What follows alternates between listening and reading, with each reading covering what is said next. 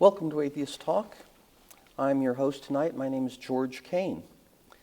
Every atheist has an occasion to discuss religion with believers. Sometimes it's family or friends, sometimes perhaps in a more structured format. It's sometimes difficult to keep such discussions both civil and at the same time a productive exchange of ideas. Sometimes the problem is one of respect. Other times, engaging the points of discussion are difficult. The discussions either seem to go past each other or go around in circles. Tonight, I'm going to be discussing the rules of engagement for these discussions with Grant Steeves, a former chair of Minnesota Atheists and an instructor in communication and debate. Welcome, Grant. Thank you. I'm pleased to be here with you, George. All right. So let's start off by defining religion, what we're planning to be talking about Right. here. And in fact, that is really the point that you'd have to have if you're going to be discussing anything or debating with someone. Mm-hmm. You want to define the terms. And traditionally, religion has always been put in the classification of the supernatural. If you go back to The Golden Bough by Fraser, he talks about spirit beings.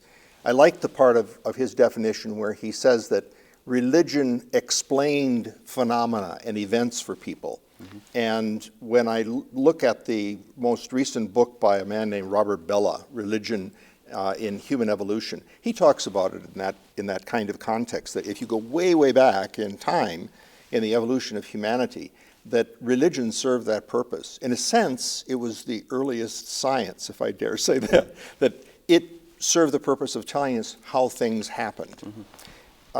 When you come forward in time, the next person I checked on was Maurice Eliade, who was a very profound thinker in the area of religion.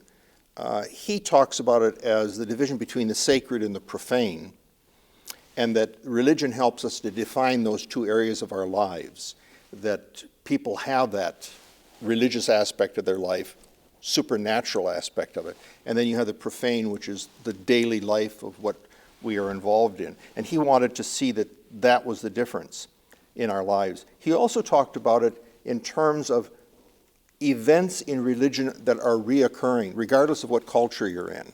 So, for example, the ritual of sacrifice. Oftentimes it started as human sacrifice in cultures, and then later it would move to animal sacrifice or some other type of sacrifice.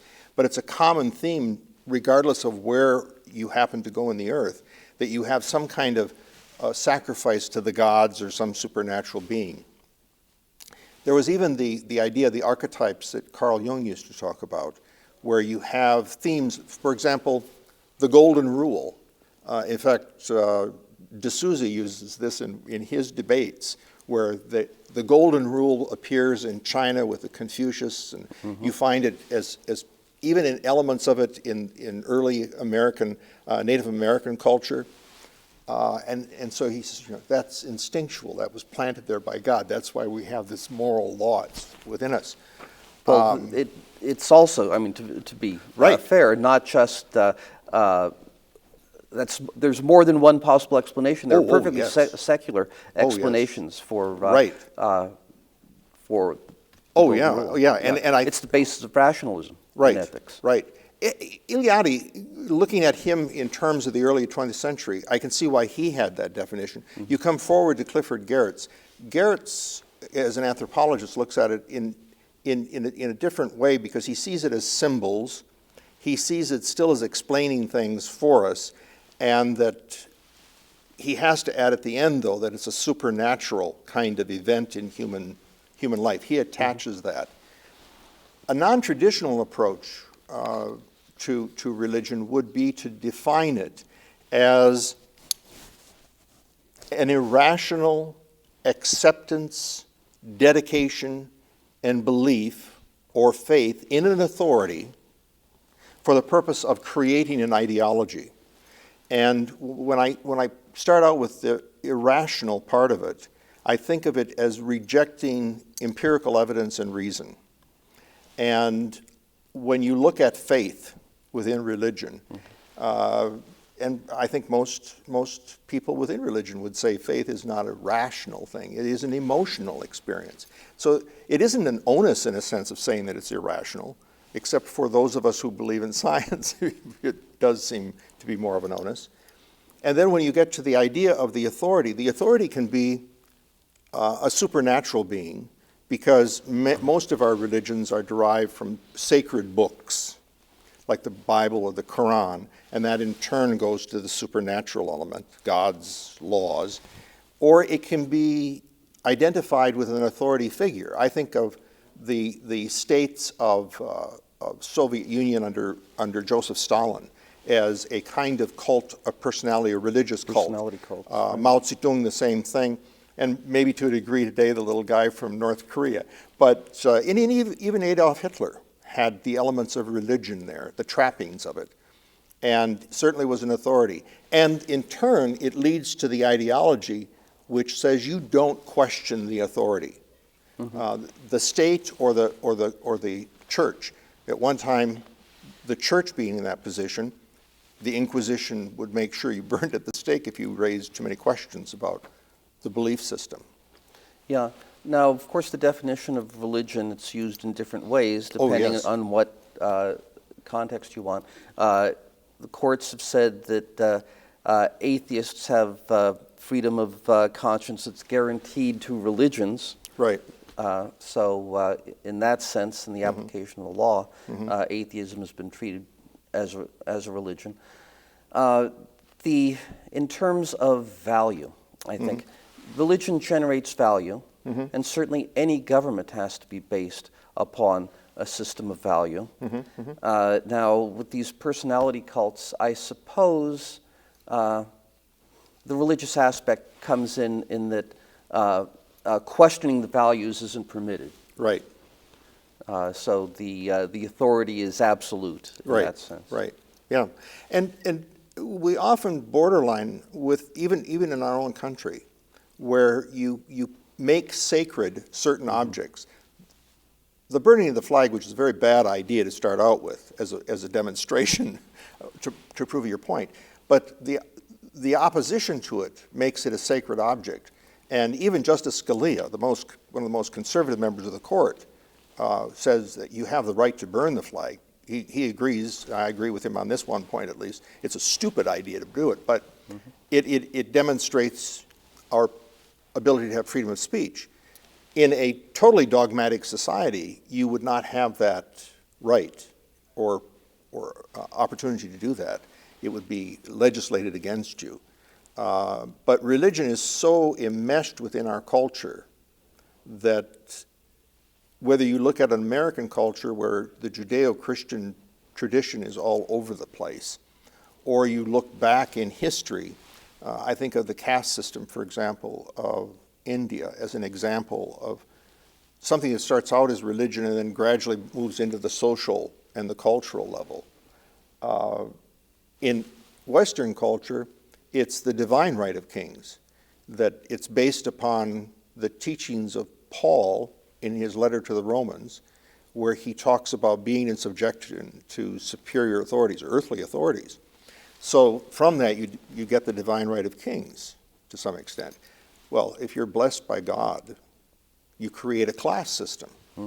And I'm better than you because I was appointed by God. And isn't it funny how the religious interpretation of that changes when economic times change, when different classes arise, that suddenly instead of the leaders being elected by God, that the voice of the people becomes the voice of God.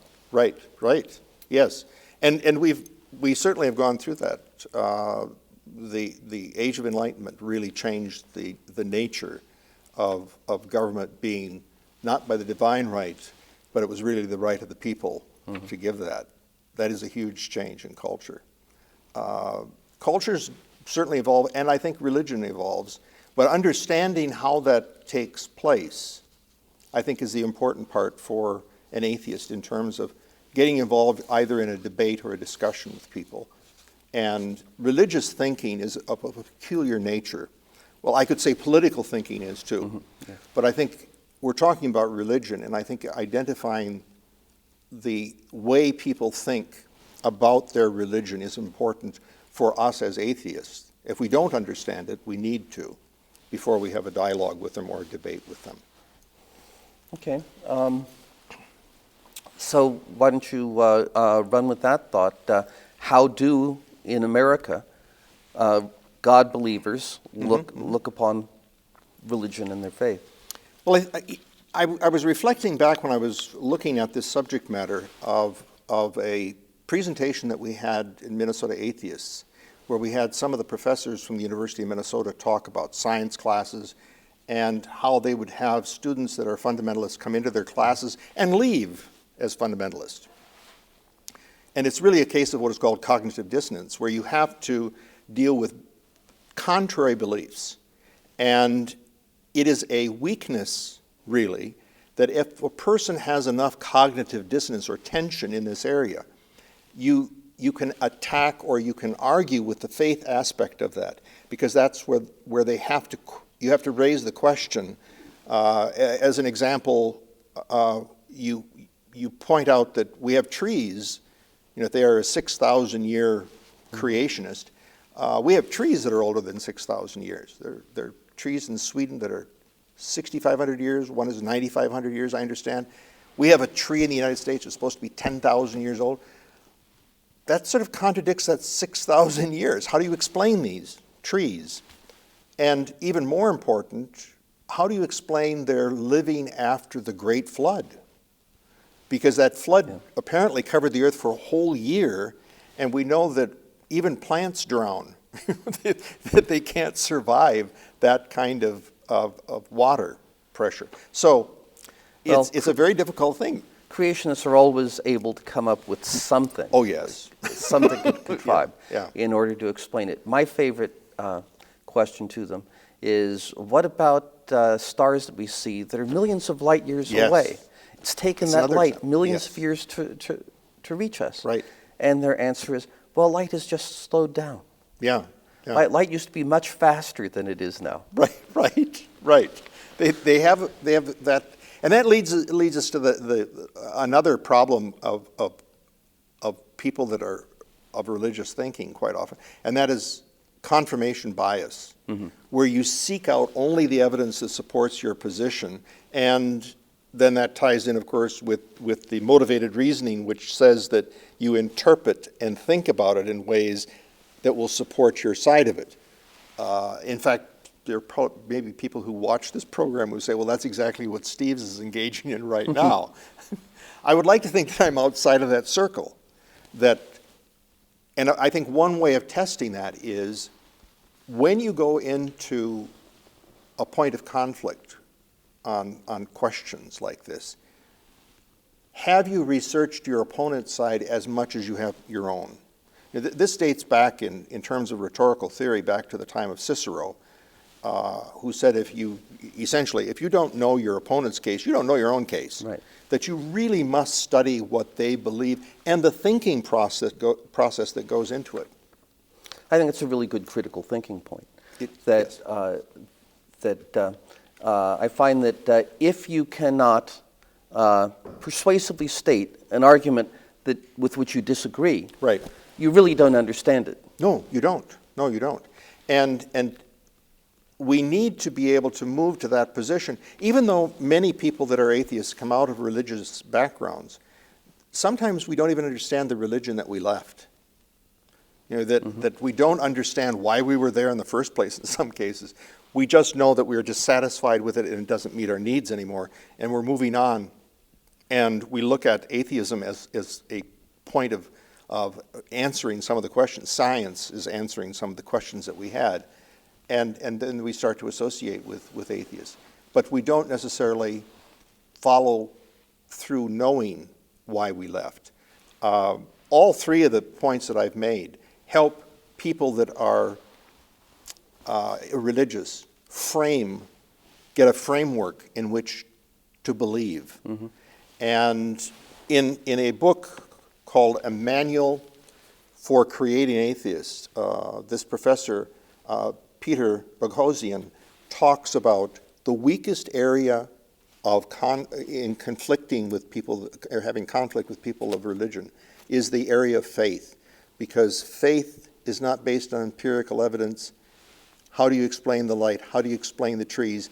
These are things that can undermine. If you attack them on God, you're probably going to fail. But if you attack them on things that they really have no explanation for, because it is empirical evidence, that's when they have problems. That's when they have problems. Yeah, it's always said that if your objective is finding the truth, Yep. and you have these two opposing values, skepticism and faith, Yes. which is a better route for avoiding error? Yeah. Yes. And again, that just the process, if they see the process at work, helps them to understand what science is about. Obviously, though, going through a biology class, they should have been exposed to the process, but they're almost immune. And I think back to my days in college as a relatively fundamentalist, I think you would have called me Christian, taking a biology class and having to give a report on evolution and ending it by saying, but I don't believe this stuff. Yeah. I've advanced considerably from those days. I remember watching a debate at the University of Minnesota a few Yes. years ago between Dan Barker and Todd Friel.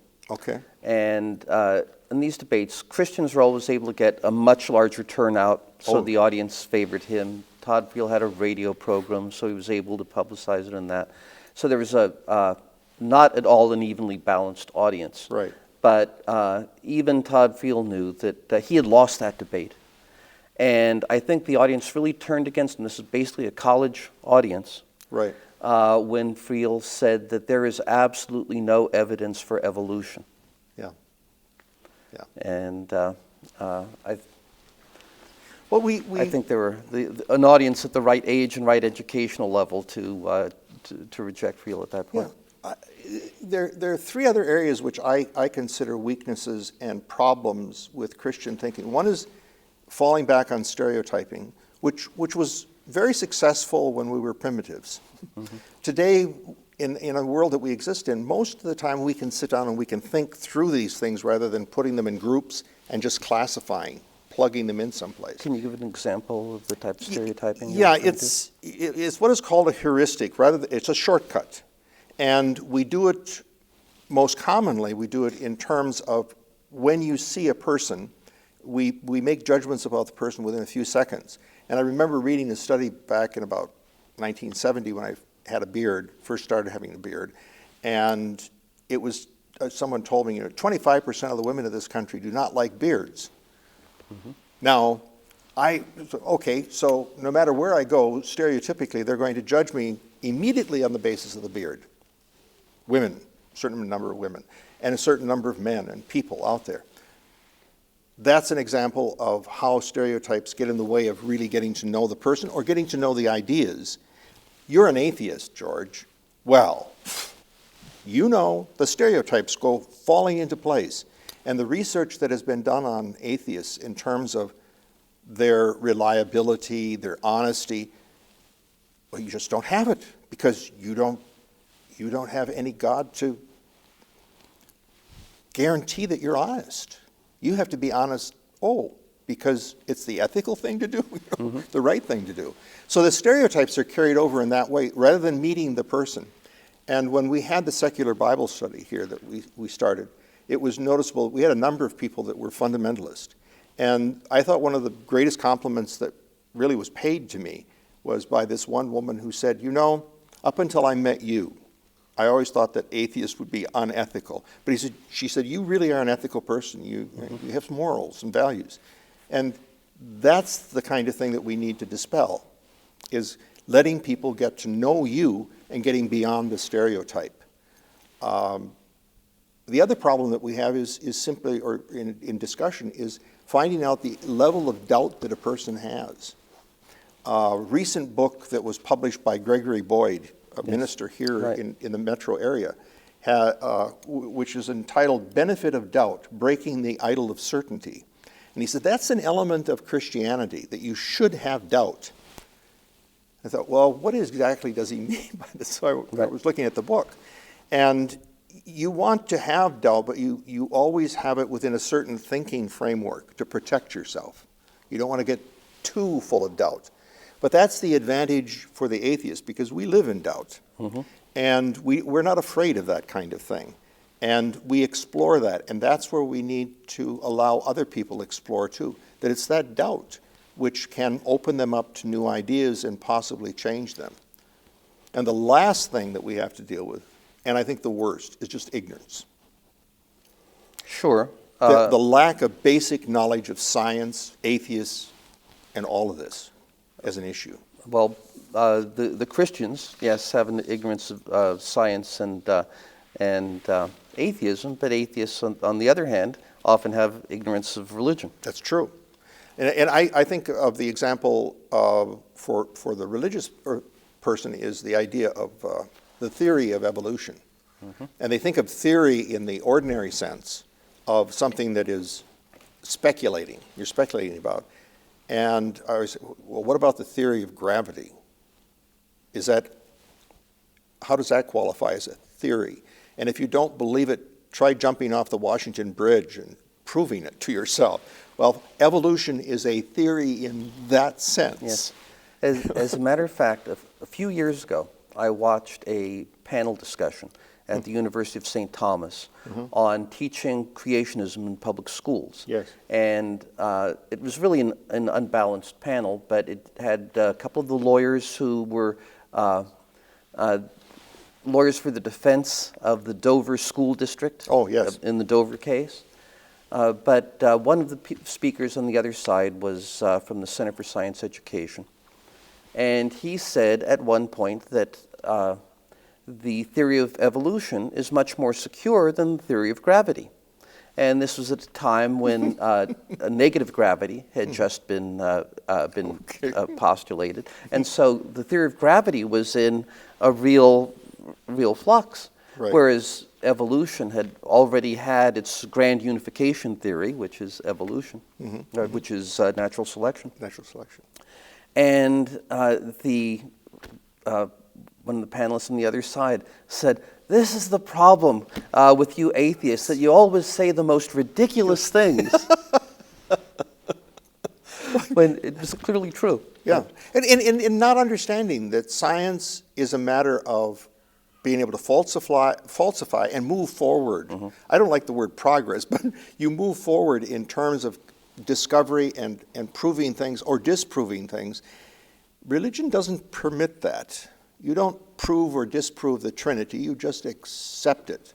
Right. And that's the end of it. And there's an underlying belief that the truth is unchanging. Yes, yes.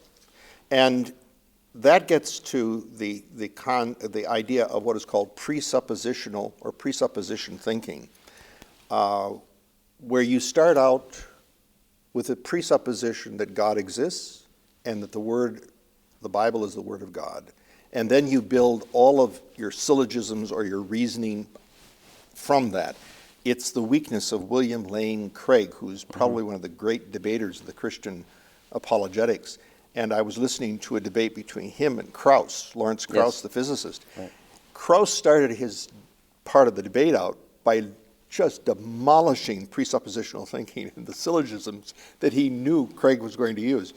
The audience was prepared, and it did show up that Lane, Craig, he was a little bit unsure of what was going to come next because he had never had anybody really confront him on that.